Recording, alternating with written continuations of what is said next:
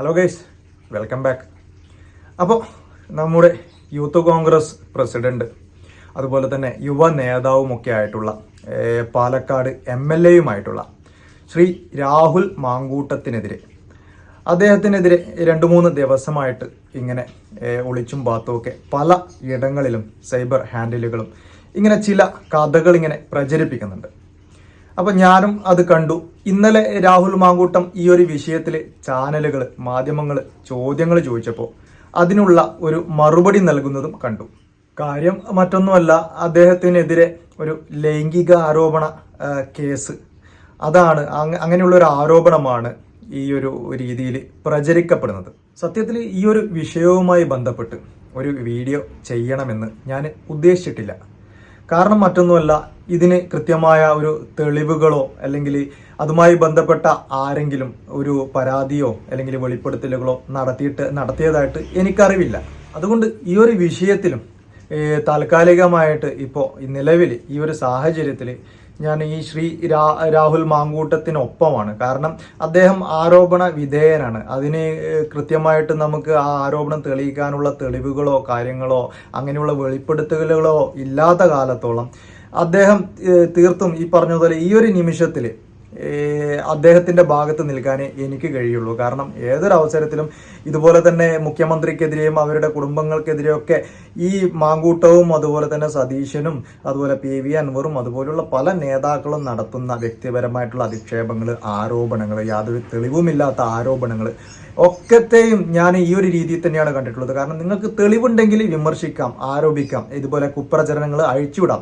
എല്ലാത്തിടത്തോളം അതൊക്കെ വെറും ആരോപണങ്ങൾ മാത്രമാണ്. അതായത് നമ്മൾ ശത്രുക്കൾക്കെതിരെ അല്ലെങ്കിൽ നമുക്ക് കണ്ടുകൂടാത്ത ആളുകൾക്കെതിരെ ഇങ്ങനെ പ്രചരിപ്പിക്കുക, അവരെ മോശക്കാരാക്കാൻ വേണ്ടിയിട്ട് നമ്മളിങ്ങനെ പ്രചരിപ്പിക്കുന്ന ഒരു കുപ്രചരണങ്ങൾ മാത്രമാണത്. അതുപോലെ തന്നെയുള്ള ഒരു ആരോപണമാണ് ഇതും എന്ന് ഞാൻ വിശ്വസിക്കുന്നു. അങ്ങനെ തന്നെ ആവട്ടെ എന്ന് ആഗ്രഹിക്കുന്നു. കാരണം അദ്ദേഹം ഒരു യുവ നേതാവാണ്, വളർന്നു വരുന്ന നേതാവാണ്, ഒരുപാട് പ്രതീക്ഷകളും കാര്യങ്ങളൊക്കെ ഉള്ളൊരു നേതാവാണ്. അതുകൊണ്ട് തന്നെ ഇത്തരം ഒരു ആരോപണങ്ങളൊക്കെ വ്യക്തി ജീവിതത്തിൽ ഈ ഒരു രീതിയിലേക്ക് വന്ന് ഭവിച്ചു കഴിഞ്ഞാൽ അദ്ദേഹത്തിന്റെ ആ ഭാവി തന്നെ വല്ലാത്ത രീതിയിലേക്ക് ആയിപ്പോകും എന്നുള്ളത് കൊണ്ട് തന്നെ ഇതിൽ കൃത്യമായ വെളിവും തെളിവും ഇല്ലാത്ത കാലത്തോളം നമ്മൾ അദ്ദേഹത്തെ ഇങ്ങനെ കുറ്റപ്പെടുത്താതിരിക്കുക എന്ന് തന്നെയാണ് നമ്മളിൽ നിന്ന് ഉണ്ടാകേണ്ട ഏറ്റവും നല്ലൊരു സമീപനം. എന്തായാലും ഈ ഒരു വിഷയവുമായി ബന്ധപ്പെട്ട് ഇന്നലെ മാധ്യമങ്ങളുടെ ചോദ്യങ്ങൾക്ക് രാഹുൽ മാങ്കൂട്ടം നൽകുന്ന മറുപടി ഉണ്ട്.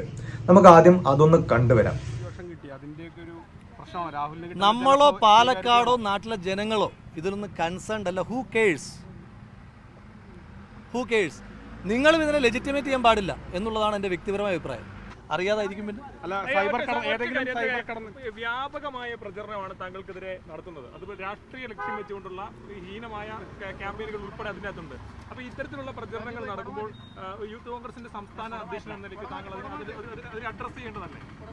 ഇത്തരം ഞാൻ ചോദിക്കുന്ന മുഖമില്ലാത്ത ആളുകളുടെ അതിക്രമത്തെ നമ്മൾ എന്തിനാ അഡ്രസ് ചെയ്യണം? അവരെ നമ്മൾ അല്ല, പല ആളുകളെ പറ്റി പറയുന്നു. നമ്മൾ എന്തിനാ ലെജിറ്റിമേറ്റ് ചെയ്യുന്നത്? ഇത് ആർക്കെതിരെയും പറയാൻ പറ്റുന്ന കാര്യങ്ങളല്ലേ? ആർക്കെതിരെയും പറഞ്ഞു. രാഹുൽ മാത്രമല്ല, മറ്റൊരു സ്ത്രീ കൂടി അതിന്റെ ഭാഗം, ഒരു മാധ്യമപ്രവർത്തക സ്ത്രീ കൂടി അങ്ങനെ പലരുടെ പേരിങ്ങനെ പറഞ്ഞ് ഞാൻ ചോദിക്കുന്ന, അവർക്ക് നിയമവിരുദ്ധമായി എന്തെങ്കിലും കാര്യങ്ങളെ പറ്റിയിട്ട് അവർക്ക് അറിവുണ്ടോ? അവർ നിയമപരമായി പോകട്ടെ, അതല്ലേ അതിൻ്റെ മാന്യത. അതല്ലാതെ മുഖമില്ലാതെ ഇത് എത്ര കാലമായി തുടങ്ങിയിട്ട്. അപ്പം വയനാട് കഴിഞ്ഞോ? അതിന് മുന്നേ ഉള്ള വ്യാജ തിരിച്ചറിയൽ കാർഡ് കഴിഞ്ഞോ? ഇങ്ങനെ ഓരോ മാസം ഓരോരോ കാര്യങ്ങൾ ഇങ്ങനെ പറഞ്ഞുകൊണ്ടേയിരിക്കുക എന്ന് പറയുന്ന ഒരു നല്ല പ്രവണതയായിട്ട് എനിക്ക് തോന്നുന്നു. എന്തായാലും മാധ്യമങ്ങളുടെ ഈ വിഷയവുമായി ബന്ധപ്പെട്ട ചോദ്യത്തിന് ആരാണ് ഇതിനെയൊക്കെ കെയർ ചെയ്യുന്നത് എന്നുള്ള രീതിയിൽ, ആ ഒരു രീതിയിലാണ് ഈ രാഹുൽ മാങ്കൂട്ടം അഭിപ്രായം പ്രകടിപ്പിച്ചത്. മാത്രമല്ല, നിങ്ങളും ഇതൊന്നും പ്രചരിപ്പിക്കാൻ പാടില്ല, നിങ്ങളും ഇതൊന്നും വലിയ വിഷയമാക്കി എടുക്കാൻ പാടില്ല, ഇതൊക്കെ ആ ഒരു ലാഘവത്തോടെ തള്ളിക്കളയണം എന്നുള്ള രീതിയിലൊക്കെയാണ് അദ്ദേഹം പറഞ്ഞത്. മാത്രമല്ല, മുഖമില്ലാത്ത ഇങ്ങനെയുള്ള ആളുകൾ നടത്തുന്ന കുപ്രചരണങ്ങൾക്ക് ആരും വില കൊടുക്കില്ല, ഞാനും അല്ലെങ്കിൽ പാലക്കാട്ട് എന്നെ ജയിപ്പിച്ച ജനങ്ങളൊന്നും ഇതിന് വില കൊടുക്കില്ല എന്നൊക്കെയാണ് സംസാരിക്കുന്നത്. ഞാൻ ഈ പറഞ്ഞതുപോലെ ഇത്തരം ആരോപണങ്ങൾ, തെളിവുകളോ എന്തെങ്കിലും വെളിപ്പെടുത്തലുകളോ ഇല്ലാത്ത പശ്ചാത്തലത്തിൽ നമ്മൾ ആരും തന്നെ ഇത് പ്രചരിപ്പിക്കാൻ പാടില്ല എന്നുള്ളത് തന്നെയാണ് എൻ്റെ അഭിപ്രായം. പക്ഷേ ഈ ഒരു വിഷയത്തിൽ ഈ ഒരു രീതിയിൽ ഒരു വീഡിയോ ചെയ്യാനുള്ള കാരണം എന്താണെന്ന് വെച്ച് കഴിഞ്ഞാൽ, ഒന്ന് ഇതുപോലുള്ള ഈ രാഹുൽ മാങ്കൂട്ടത്തിന്റെ അഭിപ്രായം, അതുപോലെ തന്നെ ഇതിന് താഴെ വരുന്ന ഈ രാഹുൽ മാങ്കൂട്ടത്തിനെയൊക്കെ സപ്പോർട്ട് ചെയ്യുന്ന അല്ലെങ്കിൽ അവരുടെ പാർട്ടിക്കാരായിട്ടുള്ള ആളുകളുടെ കമൻറ്റ്, ഈ കമൻറ്റുകൾ വായിക്കുമ്പോൾ അവിടെ മനസ്സിലാകുന്ന ഒരു കാര്യം എന്ന് പറഞ്ഞു കഴിഞ്ഞാൽ വളരെ ചില ആൾക്കാരിങ്ങനെ ഒരു കൃത്യമായിട്ടുള്ളൊരു രീതി പാറ്റേൺ ഉപയോഗിച്ചുള്ള ഒരു കമൻറ്റുകളാണ്. അതായത് സന്ദേശം സിനിമ ഓർമ്മ വരുന്നു, സന്ദേശം സിനിമയിലെ ശങ്കരാടിയും ഇവരൊക്കെ പറഞ്ഞ ഡയലോഗുകൾ ഓർമ്മ വരുന്നു. ഈ കമ്മികൾക്ക് എപ്പോഴും ഇതുപോലുള്ള വളർന്നു വരുന്ന നേതാക്കളെ താറടിപ്പിച്ച് കാണിക്കാൻ വേണ്ടി ഇതുപോലുള്ള പെൺകേസുകൾ വെച്ച് കെട്ടിക്കൊടുക്കുന്ന പ്രവണതയുണ്ട് എന്നൊക്കെയുള്ള രീതിയിലുള്ള കമൻറ്റുകൾ. ഈ കമൻറ്റുകളും അതുപോലെ തന്നെ ഈ രാഹുൽ മാങ്കൂട്ടത്തിൻ്റെ ഈ അഭിപ്രായവും ഈ രണ്ടും കേട്ടതോടുകൂടി ഈ ഒരു വിഷയത്തിൽ ചില കാര്യങ്ങൾ പറയണമെന്ന് എനിക്ക് തോന്നി. ഈ രാഹുൽ മാങ്കൂട്ടത്തിനെ അറിയുന്നവർക്ക് അറിയാം, അത് കമ്മികളായിക്കോട്ടെ കൊങ്ങികളായിക്കോട്ടെ ഈ ജനങ്ങൾക്കൊക്കെ അറിയുന്ന ഒരു കാര്യമുണ്ട്.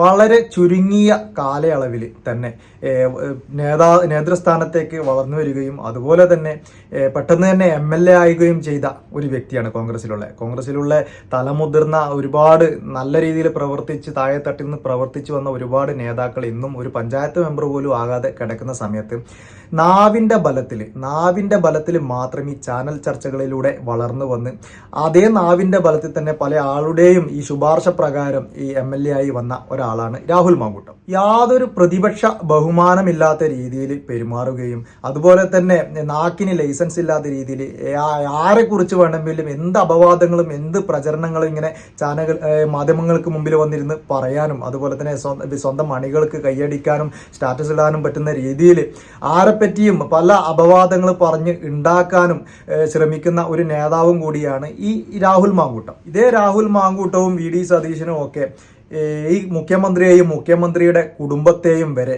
എത്ര മോശമായ രീതിയിലാണ് ഈ സമൂഹത്തിന് മുമ്പിൽ അല്ലെങ്കിൽ ഈ മാധ്യമങ്ങൾക്ക് മുമ്പിൽ പല വിഷയങ്ങളിലും യാതൊരു വെളിവുമില്ലാതെ ഇങ്ങനെ മാധ്യമങ്ങൾക്ക് മുമ്പിൽ ഇട്ടുകൊടുത്തിട്ടുള്ളത്, പല കുപ്രചരണങ്ങളും അഴിച്ചുവിട്ടിട്ടുള്ളത് മുഖ്യമന്ത്രിക്കെതിരെയും അതുപോലെ തന്നെ ഈ അദ്ദേഹത്തിൻ്റെ കുടുംബത്തിനെതിരെയും അതുപോലെ മന്ത്രി PA മുഹമ്മദ് റിയാസ് എന്നിവർക്കൊക്കെ എതിരെ എത്രയോ രൂക്ഷമായ രീതിയിൽ ആക്രമണങ്ങൾ. മുഹമ്മദ് റിയാസിനെയൊക്കെ പറ്റി പറയുകയാണെങ്കിൽ 10-25 കൊല്ലം പാർട്ടിയുടെ താഴെ ഘടകങ്ങളിൽ നിന്ന് അടിയും തൊഴിയും കൊണ്ട് വളർന്നു വന്നൊരു നേതാവാണ്. അദ്ദേഹത്തെയും ഈ രാഹുൽ മാങ്കൂട്ടത്തിനെയൊക്കെ വെച്ച് നോക്കുമ്പോൾ എന്ന് പറഞ്ഞു കഴിഞ്ഞാൽ എത്രയോ വലിയ അന്തരമാണ്. അത് നമുക്ക് തന്നെ പരിശോധിച്ച് കഴിഞ്ഞാൽ മനസ്സിലാവും, രാഹുൽ മാങ്കൂട്ടം വന്ന വഴിയും മുഹമ്മദ് റിയാസ് വന്ന വഴിയൊക്കെ. എന്നിട്ടും അദ്ദേഹത്തെയൊക്കെ രാഷ്ട്രീയ പ്രവർത്തനത്തിൽ യാതൊരു വിലയും നൽകാതെ ഈ ആൾക്കാരെ പേരെടുത്ത് പറയുക, അതുപോലെ തന്നെ അധിക്ഷേപിക്കുക, യാതൊരു പ്രതിപക്ഷ ബഹുമാനം ഇല്ലാതെ സംസാരിക്കുക, ഇങ്ങനെയൊക്കെ ചെയ്യുന്ന ഒരു പ്രവണത. എന്നിട്ട് അതിലൂടെ കയ്യടി നേടുക, അതുപോലെ തന്നെ തൻ്റെ ഐഡിയിൽ ഫോളോ ചെയ്യുന്ന പ്രവർത്തകർക്ക് അവർക്ക് റീൽസ് ഇടാനും ഷോർട്സ് ഇടാനും ഒക്കെയുള്ള വകുപ്പ് ഉണ്ടാക്കി കൊടുക്കുക. ഇതൊക്കെയാണ് ഇവരുടെ പരിപാടി. ഈ ഒരു വിഷയത്തിൽ ഞാൻ ആരോപണം ഉള്ളതാണോ ഇല്ലാത്തതാണോ അതിലേക്കൊന്നും ഞാൻ കടക്കുന്നില്ല. അത് ഇല്ലാത്തതാവട്ടെ എന്ന് തന്നെ ഞാൻ ആഗ്രഹിക്കുന്നു, ഞാൻ ആദ്യം പറഞ്ഞതുപോലെ. പക്ഷേ ഒരു കാര്യം ഈ ഒരു അവസരത്തിൽ ഈ രാഹുൽ മാങ്കൂട്ടമൊക്കെ മനസ്സിലാക്കേണ്ടത് കാര്യം, ഇപ്പം എത്ര മര്യാദക്കാരനായിട്ടാണ് അദ്ദേഹം മാധ്യമങ്ങളോട് പറയുന്നത്. ആര് മൈൻഡ് ചെയ്യുന്നു? ഇത്തരം കാര്യങ്ങൾ നിങ്ങൾ പ്രചരിപ്പിക്കാൻ പാടില്ല. ഇതേ മാധ്യമങ്ങളോട് തന്നെ പിണറായി വിജയനോട് അടക്കമുള്ള ആരോപണങ്ങൾ പറയുമ്പോൾ നിങ്ങൾ മാധ്യമങ്ങൾ ഇതൊക്കെ അന്വേഷിക്കണം, നിങ്ങൾ ഇതൊക്കെ അന്വേഷിച്ച് കണ്ടുപിടിച്ച് പുറത്തു കൊണ്ടുവരണം, നിങ്ങൾ ഇതൊക്കെ പ്രചരിപ്പിക്കണം എന്ന് എത്രയോ തവണ ഇതേ രാഹുൽ മാങ്കൂട്ടം പറഞ്ഞിട്ടുണ്ട് ഇതേ മാധ്യമങ്ങളോട്. ഇപ്പൊ സ്വന്തം നേർക്ക് ഒരു ആരോപണം വരുമ്പോൾ ഇപ്പൊ അതേ മാധ്യമങ്ങളോട് തന്നെ പറയേണ്ടി വന്നു, ഇത്തരം കാര്യങ്ങൾ നിങ്ങൾ ഇത് പ്രചരിപ്പിക്കാൻ പാടില്ല, അതിന് കൂട്ടുനിൽക്കാൻ പാടില്ല എന്നുള്ള രീതിയിൽ പറയേണ്ടി വന്നു. പിന്നെ പറയുന്നത്, എന്നെ ജയിപ്പിച്ച ജനങ്ങൾക്ക്, പാലക്കാട്ടിലെ ജനങ്ങൾക്ക് അവർക്കൊക്കെ അറിയാം ഞാൻ ആരാണെന്നും അവരൊന്നും ഇതൊന്നും വിശ്വസിക്കാൻ പോകുന്നൊന്നുമില്ല, അതുകൊണ്ട് തന്നെ ഇതിലൊന്നും ഞാൻ യാതൊരു തരത്തിലും വറീഡ് ആവുന്നില്ല എന്നുള്ള രീതിയിൽ. ഇതുപോലെ തന്നെ കേരളത്തിലുള്ള ജനത തെരഞ്ഞെടുപ്പിൽ വോട്ട് ചെയ്ത് വിജയിപ്പിച്ച് തീരുമാനിച്ച ഒരു സ്ഥാനമാണ് മുഖ്യമന്ത്രി പദവിയും മറ്റുള്ള മന്ത്രിമാർക്കൊക്കെ കിട്ടിയ പദവിയൊക്കെ. അവരെയൊക്കെ വളരെ പുച്ഛം നിറഞ്ഞ രീതിയിലും അതുപോലെ തന്നെ കുപ്രചരണങ്ങൾ അഴിച്ചുവിട്ടും നിങ്ങൾ ആക്രമിക്കുന്നുണ്ടല്ലോ. അപ്പോൾ അതുപോലുള്ള അവരുടെ ഭാഗത്തുള്ള ജനങ്ങളും പറയും, നമ്മൾ ജയിപ്പിച്ചു വിട്ട നമുക്ക് വിശ്വാസമുള്ള നേതാക്കളാണ് അവരത്തരം കാര്യങ്ങൾ ചെയ്യില്ല, അവരെ ന്യായീകരിക്കാൻ സ്വാഭാവികമായിട്ടും അവരുടെ ഭാഗത്തുള്ള ആൾക്കാർ വരും. അപ്പം നിങ്ങളും മനസ്സിലാക്കേണ്ടത്, ഇവരും നിങ്ങളെപ്പോലെ തന്നെ തിരഞ്ഞെടുക്കപ്പെട്ട ജനങ്ങളാൽ തിരഞ്ഞെടുക്കപ്പെട്ട വിശ്വാസ്യതയുള്ള നേതാക്കൾ തന്നെയാണ്. അപ്പം നിങ്ങളുടെ കാര്യത്തിൽ വരുമ്പോൾ ഈ പറഞ്ഞതുപോലെ ജനങ്ങൾ ഇതൊന്നും വിശ്വസിക്കാൻ പാടില്ല. മറ്റുള്ളവരുടെ കാര്യത്തിൽ മറ്റുള്ളവർക്ക് ഇങ്ങനെ പറയുമ്പോൾ ഇതൊക്കെ ജനങ്ങൾ വിശ്വസിക്കണം, ഇതാണ് സത്യം എന്ന് നിങ്ങൾക്ക് പ്രചരിപ്പിക്കാം. ഈ ഒരു വിഷയം ഇങ്ങനെയുള്ള നിങ്ങൾക്കെതിരെ ഇങ്ങനെ ആരോപണം വരുമ്പോൾ നിങ്ങൾ ആലോചിക്കേണ്ട കാര്യമുണ്ട്. എന്തെങ്കിലും തെളിവുകൾ ഉണ്ടെങ്കിൽ ഓക്കെ, നിങ്ങൾക്ക് അത് ഉന്നയിക്കാം, നിങ്ങളത് ഉന്നയിക്കേണ്ടവരാണ്. പക്ഷേ ഏതൊരു ആരോപണങ്ങളും നമ്മൾ ഉന്നയിക്കുമ്പോൾ അതിൽ ചില മര്യാദകൾ, ഒരു പ്രതിപക്ഷ മര്യാദകൾ നമ്മൾ പാലിക്കണം. ഇന്ന തെളിവുകളുണ്ട്, ഇന്ന കാര്യങ്ങളുണ്ട്, അതുകൊണ്ട് തന്നെ ഇത്തരം വിഷയങ്ങളിൽ ഈ തെറ്റുകാരാണ് എന്നുള്ള രീതിയിൽ നമ്മൾ സമർത്ഥിക്കുന്നതിന് പകരം യാതൊരു തെളിവുമില്ലാതെ അതൊക്കെ ഉണ്ട്, അതൊക്കെ നിങ്ങൾ നിങ്ങൾ മാധ്യമങ്ങൾ കണ്ടെത്ത് എന്നൊക്കെ പറഞ്ഞുകൊണ്ട് ഇങ്ങനെ ഓരോ ദിവസവും ഓരോ ആരോപണങ്ങൾ ഇങ്ങനെ ഓരോ നേതാക്കൾക്കെതിരെ, നമ്മുടെ ശത്രുപക്ഷത്ത് നിൽക്കുന്ന നേതാക്കൾക്കെതിരെ ഇങ്ങനെ അഴിച്ചു വിടുമ്പോൾ ഇതുപോലുള്ള ആരോപണങ്ങൾ സ്വന്തം നേർക്ക് വരും എന്നുള്ള കാര്യവും നിങ്ങൾ ചിന്തിക്കണം. അപ്പോൾ ആ ഒരു സമയത്തും നിങ്ങളുടെ ശത്രുക്കളായിട്ടുള്ള അണികൾ അല്ലെങ്കിൽ ആൾക്കാർ ഇതൊക്കെ പ്രചരിപ്പിക്കും, ഇതൊക്കെ ആഘോഷിക്കും എന്നുള്ളത് കൂടി നിങ്ങൾ മനസ്സിലാക്കണം. പിന്നെ ഒരു കാര്യം പറയാനുള്ളത്, ഈ ഒരു വിഷയത്തിൽ CPM-ന്റെ കീഴിലുള്ള സൈബർ ഹാൻഡിലുകൾ, അത് CPM അനുഭാവികളാകാം, ചിലപ്പോൾ CPM-നെ സപ്പോർട്ട് ചെയ്യുന്നവരാവാം, ചിലപ്പോൾ വ്യക്തിപരമായിട്ട് ഇതുപോലുള്ള കണ്ടന്റുകൾ ചെയ്യുന്നവരാവാം, അവരൊക്കെയാണ് ഇത്തരം കാര്യങ്ങൾ പ്രചരിപ്പിക്കുന്നത്. അല്ലാതെ ഈ ഒരു വിഷയം നടന്നിട്ട് ഇപ്പോൾ ഏതാണ്ട് 3 ദിവസത്തോളമായി ഈ ഒരു വിഷയം ഇങ്ങനെ ചർച്ച ചെയ്യാൻ തുടങ്ങിയിട്ട് ഇതുവരെ CPM-ന്റെ ഉത്തരവാദിത്തപ്പെട്ട ഒരു നേതാക്കൾ പോലും ഈ ഒരു വിഷയത്തിൽ ഈ രാഹുൽ മാങ്കൂട്ടത്തിനെതിരെയോ അല്ലെങ്കിൽ ഇത്തരം കാര്യങ്ങൾ പറയുന്ന രീതിയിലോ ഒരു അഭിപ്രായവുമായിട്ട് ഇതുവരെ രംഗത്ത് വന്നിട്ടില്ല. നേരെ മറിച്ച് ഏതെങ്കിലും ഒരു CPM-ന്റെ ഭാഗത്തുള്ള നേതാവ്, ഒരു ചോട്ടാ നേതാവായിക്കോട്ടെ, അല്ലെങ്കിൽ ഏതെങ്കിലും ഒരു ജയ്ക്ക് അല്ലെങ്കിൽ റിയാസ്, ഇങ്ങനെയുള്ള ഏതെങ്കിലും ഒരു വ്യക്തികളായിക്കോട്ടെ, ഇത്തരം വിഷയങ്ങൾ വേണമെന്നില്ല, എന്തെങ്കിലും ഒരു ചെറിയ ഇഷ്യൂസ് ആയിക്കോട്ടെ, ഈ ഒരു വിഷയത്തിനൊക്കെ പറ്റിയിട്ട് പറഞ്ഞ് നിമിഷങ്ങൾക്കകം തന്നെ ഇതേ രാഹുൽ മാങ്കൂട്ടവും VD സതീശനും ഒക്കെ പത്രസമ്മേളനം നടത്തും. അവർക്കെതിരെ ഇങ്ങനെ അതിൻ്റെ പശ്ചാത്തലത്തിൽ ഇങ്ങനെ വായിട്ടലക്കും. ഇതൊക്കെ നമ്മൾ കാണുന്നതല്ലേ. ഇനി ഇത്തരം പെൺകേസുകൾ ഏതെങ്കിലും ഒരു വിഭാഗം മാത്രമാണോ ഇതുപോലെ പ്രചരിപ്പിക്കുന്നത്? ഇത്തരം വിഷയങ്ങളൊക്കെ ഒരിക്കലുമല്ല. നമുക്ക് പരിശോധിച്ച് കഴിഞ്ഞാൽ കാണാൻ പറ്റും. കാരണം CPM-ന്റെ ഒക്കെ ഏതെങ്കിലും കൊടിയുടെ കീഴിലിരുന്നിട്ട് എപ്പോഴെങ്കിലും ഫോട്ടോ എടുത്ത ആള് എന്തെങ്കിലും ഒരു കേസ് പെട്ടാൽ, എന്തെങ്കിലും പെണ്ണ് കേസിലോ അല്ലെങ്കിൽ വല്ല ലഹരി കേസിലോ ഒക്കെ പെട്ട് കഴിഞ്ഞാൽ ഇവരുടെ പ്രൊഫൈല് തപ്പിയിട്ട് ഇവരുടെ പ്രൊഫൈല് എവിടെയെങ്കിലും CPM-ന്റെയോ DYFIന്റെയോ കൊടിയുണ്ടോ, അല്ലെങ്കിൽ ഇവർ ഏതെങ്കിലും കൊടിയുടെ അടുത്ത് നിന്നെങ്ങാനും ഫോട്ടോ എടുത്തിട്ടുണ്ടോ എന്നൊക്കെ നോക്കിക്കൊണ്ടാണ് ഇവിടെയൊക്കെ ചർച്ച ചെയ്യാറുള്ളത്. ഇതേ രാഹുൽ മാങ്കൂട്ടവും അതുപോലെ അവരുടെ അണികളൊക്കെ.